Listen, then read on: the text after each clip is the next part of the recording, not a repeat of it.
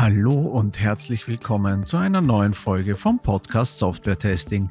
Ich bin euer Host Richie und hier live auf der OOP 2024 in München. Bei mir zu Gast gerade Andrea Nuzzi und Franziska Kronek zum Thema Barrierefreiheit, das ja für viele Unternehmen ab 2025 extrem relevant wird. Zeit, sich also damit zu beschäftigen. Und in Barrierefreiheit steckt ganz schön viel drinnen, wie uns die zwei gleich erzählen werden. Viel Spaß bei der Folge.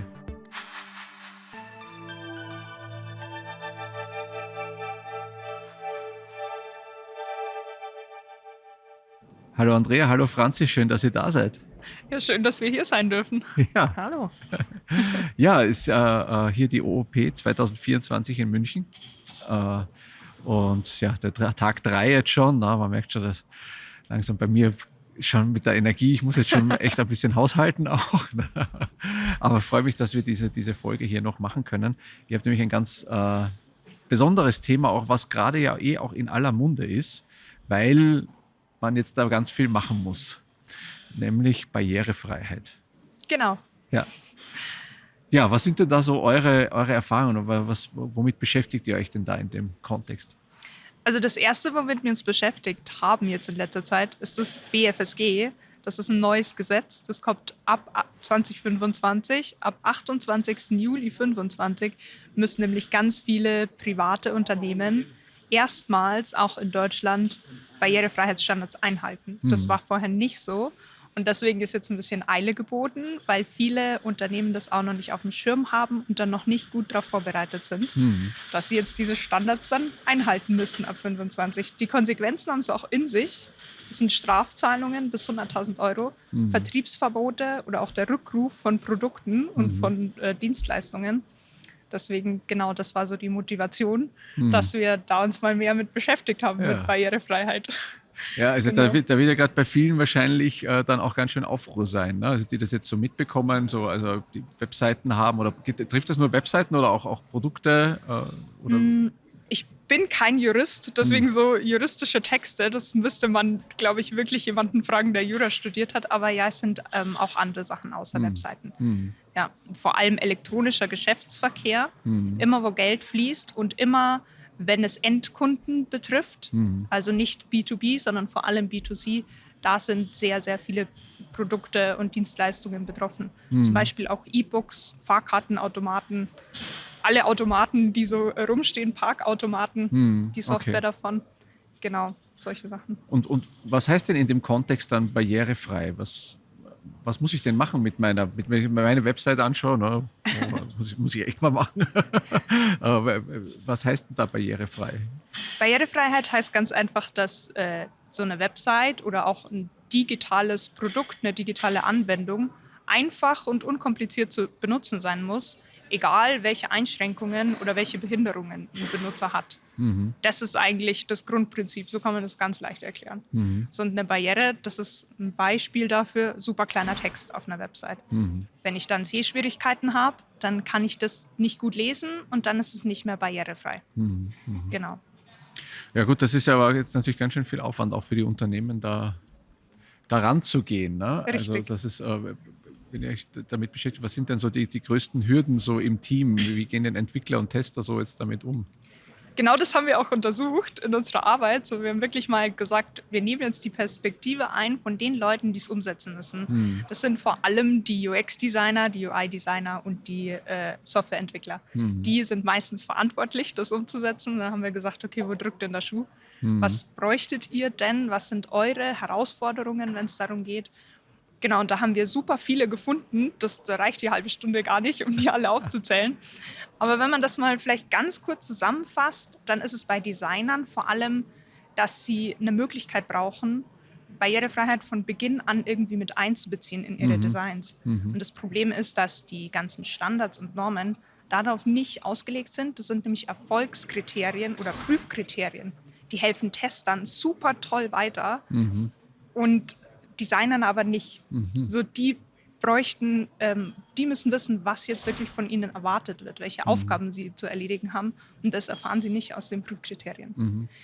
Und bei Entwicklern ist es oft so, die fühlen sich oft, als wären sie komplett alleine gelassen mit Barrierefreiheit. Das heißt, sie sind oft die alleinigen Verantwortlichen und müssen das jetzt alleine umsetzen. Und sie fühlen sich auch oft handlungsunfähig, ein bisschen abhängig von den anderen Teammitgliedern, weil sie nun mal ganz am Ende von dem Gesamtprozess sind. Das heißt, wenn am Anfang Barrierefreiheit vernachlässigt wird, dann sagt man am Ende, der Entwickler muss es jetzt noch rausreißen oder so. Und das ist halt ganz oft nicht möglich. Genau, das sind so die Hauptprobleme. Und wir haben uns dann gesagt, wir brauchen irgendwie einen Ansatz. Wir müssen es irgendwie hinbekommen, dass das einfacher wird. Ja. Dass Entwickler und Designer da einen tollen Leitfaden haben, dass sie irgendwie rangeführt werden. Und zwar in einer Art und Weise, dass sie compliant sind mit den Gesetzesvorgaben und auch, dass sie es gut einbeziehen können in ihren Entwicklungsprozess. Das heißt, wir wollen keinen neuen Prozess schaffen, das bringt nur mehr Probleme, als es löst, sondern die Arbeitsschritte, die müssen sich gut integrieren lassen in den Prozess, den die Leute schon benutzen, während sie eine Software entwickeln. Ja, ich glaube, das ist ein total wichtiges Thema. Ich hatte das jetzt im Podcast, kommt das die Tage immer wieder. Auch das, die Teams sind ja sehr häufig einfach Feature-getrieben. Ne? Dann muss hier und noch ein Feature und noch ein Feature. Und dann, und dann muss man dann so Sachen machen wie Security, das muss jetzt auch noch da mit rein. Oder jetzt halt eben Barrierefreiheit, das muss jetzt auch noch mal mit rein. Und das wird sehr häufig dann irgendwo so mal eine User-Story gemacht. Und dann wird da kurz ein bisschen rumgebastelt und dann liegt das wieder und es geht wieder nur auf Features. Das heißt, es kann ja nur funktionieren, das auch wirklich in den Prozess zu integrieren, dass man das auch wirklich dann auch immer wieder mit betrachtet. Ne? Genau, ja. Und was wir jetzt dann gemacht haben, ist, wir haben uns diese ganzen Normen und Standards mal angeguckt, die wichtigsten davon. Das sind vor allem die WCAG-Kriterien. Dann gibt es noch eine europäische Norm, die EN 301549 ist es. Und noch eine ISO-Norm, die ist gar nicht gesetzesrelevant in Deutschland, aber in UK zum Beispiel. Und die hilft auch ein bisschen, das von Beginn an mit einzubeziehen, also Barrierefreiheit ins Projekt. Und wir haben die durchgeguckt, die ganzen Prüfkriterien und Erfolgskriterien sind es vor allem, und haben davon Aufgaben abgeleitet. Also tatsächlich To-Dos für Entwickler und Designer und auch Product Owner von Beginn an vom Projekt. Genau. Was sind das beispielsweise für Aufgaben, die ihr da rausgearbeitet habt? Also wir sind noch dabei. Das ist ein sehr langer Prozess, sich da durchzuarbeiten, diese ganzen hunderte Seiten von Normen. Ja.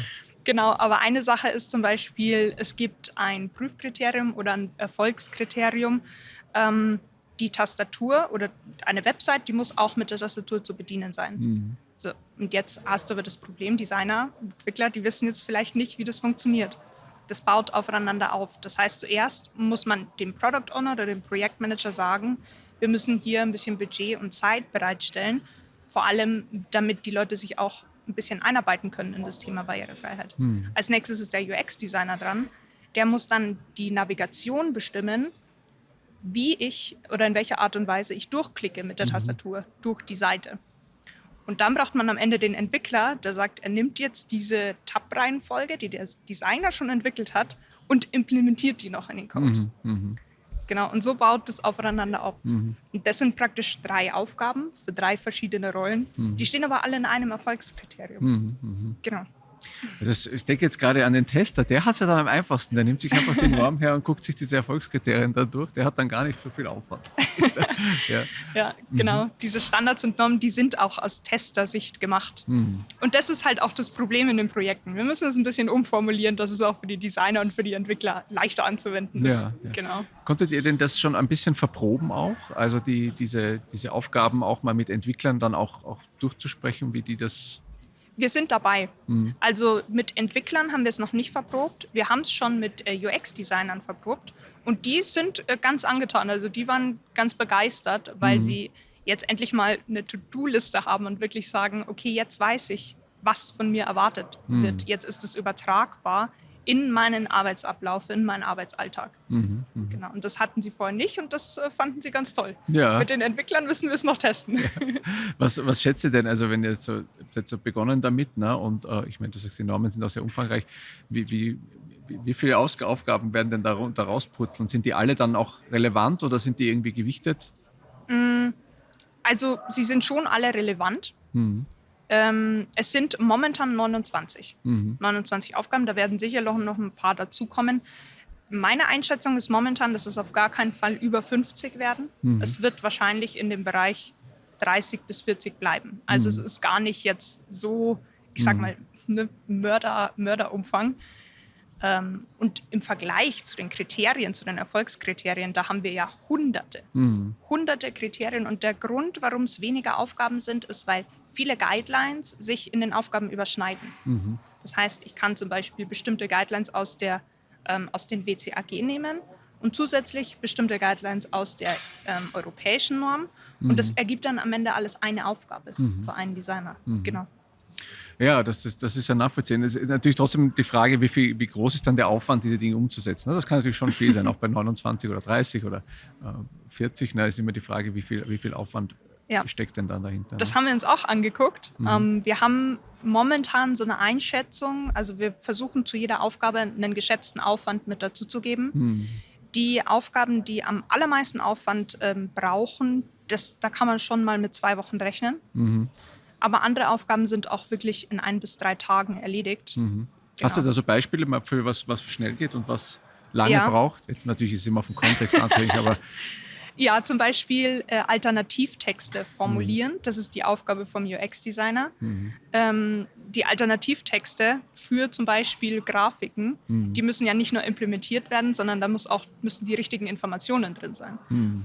Und diesen Informationsgehalt, was denn da drin sein muss, das ist relativ schnell gelernt. So 1 bis 3 Tage sollten da reichen, dass man sich durchliest, für welche Bilder brauche ich Alternativtexte, was ist der Informationsgehalt und das Ganze dann zu formulieren. Wenn ich jetzt sage, ganz am Anfang vom Prozess, ich möchte meine Benutzer besser verstehen, vor allem die mit Einschränkungen, dann muss ich da Research durchführen. Dann muss ich die zum Beispiel interviewen. Und um mal 15 Benutzer zu interviewen mit unterschiedlichen Einschränkungen und daraus die Bedürfnisse abzuleiten, da brauche ich dann schon mal 2 Wochen, weil ich das Ganze vorbereiten muss. Ich muss vor allem Leute finden, das heißt, ich muss die recruiten und das Ganze dann auch noch auswerten. Das ist so eine Aufgabe, die würde 2-3 Wochen dauern. Genau. Was sind denn jetzt so wenn ich jetzt, also mal einen Primärfall, viele wird es halt bei der Website irgendwo wahrscheinlich treffen, weil das ja oft nach außen auch das ist, was so sichtbar ist und wo man so viel Kundenkontakt hat. Tastatursteuerung hast du gesagt. Was gibt es denn da noch so für Kriterien, die dann da so drin sind? Das müssen ja irgendwie alle durchgehen, aber so ein Gefühl dafür bekommen, was muss ich denn da so beachten? Da gibt es einen Haufen. Also die einfachsten, die gängigsten Sachen, das sind vor allem die Tastatursteuerung, dass Leute mit der Tastatur, aber auch mit dem Screenreader, also für blinde Menschen durch die Website sich navigieren können. Farbkontraste sind ganz wichtig. Das heißt, ich brauche Kontraste, die hoch genug sind für Menschen, die Farbfehlsichtigkeiten haben, für Menschen, die Sehschwächen haben. Das sind so 2 der allergängigsten Dinge. Textgröße ist auch eine Sache, die super einfach umzusetzen ist. Ich muss den Text groß genug anbieten. Es reicht nicht, wenn der so winzig klein auf der Seite ist. Ich meine, das kann natürlich, solche Sachen können natürlich auch im Widerspruch stehen dann zu einem Corporate Identity oder sowas. Ne? Also gerade wenn ich nur blasse Pastellfarben irgendwo habe in meinem CI, und da kriege ich die Kontraste vielleicht gar nicht so hin. Also ich muss ja da wahrscheinlich aus der ganzen Software-Thematik auch nochmal weiter rausgehen dann. Ne? Ja, das ist eine große Herausforderung von den Designern, dass die oft 2 Probleme haben. Das eine ist, sie fühlen sich oft ein bisschen verunsichert, weil sie denken, wenn sie diese Standards einhalten, vor allem im gestalterischen Bereich, dann vermindert es so die Ästhetik von der Website. Und das andere ist genau diese Corporate Identity. Wenn sie Komponenten bekommen, das betrifft übrigens Entwickler ganz genauso, wenn diese Komponenten vordefiniert sind, alles, was sie dann noch tun können, ist darüber zu informieren, ist zu sagen, das ist nicht barrierefrei, aber da habe ich jetzt keinen Einfluss drauf. Genau. Das ist so, da müssen die Standards verändert werden in den Firmen. Da hat man keinen Einfluss drauf. Ja. Jetzt ist ja gerade so auch mit diesen ganzen, wenn wir jetzt natürlich in jeder Folge müssen wir auch ein bisschen über KI sprechen. Habt ihr denn da auch mal so drauf geschaut, was das helfen kann oder wie man damit rangeht? Ja, ob es Tools gibt, die helfen bei der Umsetzung von Barrierefreiheit, das weiß ich nicht. Aber KI lässt sich zum Beispiel gut einsetzen auf Webseiten, Large Language Models, um zu sagen, ich möchte eine vereinfachte Version von dem Text. Gerade wenn es um Behörden geht, wir wissen alle Behördenwebseiten, wie kompliziert die Texte da sind. Ein Kriterium für Barrierefreiheit ist auch die leichte Sprache, verständliche Sprache für Menschen, die Konzentrationsschwierigkeiten haben. So, und wäre zum Beispiel so ein Large Language Model super easy, wenn man da sagen würde, okay, gib mir mal diesen Absatz da so raus, dass ich den auch verstehen kann, ohne Fachbegriffe, ohne englische Wörter. Ja. Genau. Ich hab letztens ausprobiert, fällt mir gerade ein, auf meiner Website, so gibt es für diese alternativen Texte, habe ich so einen KI-Generator, der sich das Bild anschaut und daraus alternative Texte formuliert. Und die ersten 2, das war super, was da rausgekommen ist. Und man dachte, ach klasse. Und dann kam aber auch ganz viel Grütze raus. Da habe ich aber gedacht, oh je, das ist doch nicht so, dass es nur damit geht. Ja. Also ich kenne persönlich auch kein Tool, das schon etabliert ist oder so von KI, genau. Ja. Also gut, also wir haben jetzt quasi diese ganzen Kontrastgeschichten auf der Website. Wie ist das so mit Audio, mit solchen Sachen wie oder Videos? Gibt es da auch irgendwie Vorgaben in die Richtung? Ja klar, also Videos müssen auch zum Beispiel, muss es immer möglich sein, sie anzuhalten. Das ist tatsächlich eine Vorgabe von Barrierefreiheit. Stop and go. Ich muss Untertitel haben für meine Videos, für die Audioausgabe. Also das heißt, alles, was nicht Text ist, das sind Videos, Grafiken und auch alles andere, die müssen Alternativtexte haben. Das heißt, ich muss irgendwie eine textuelle Form anbieten.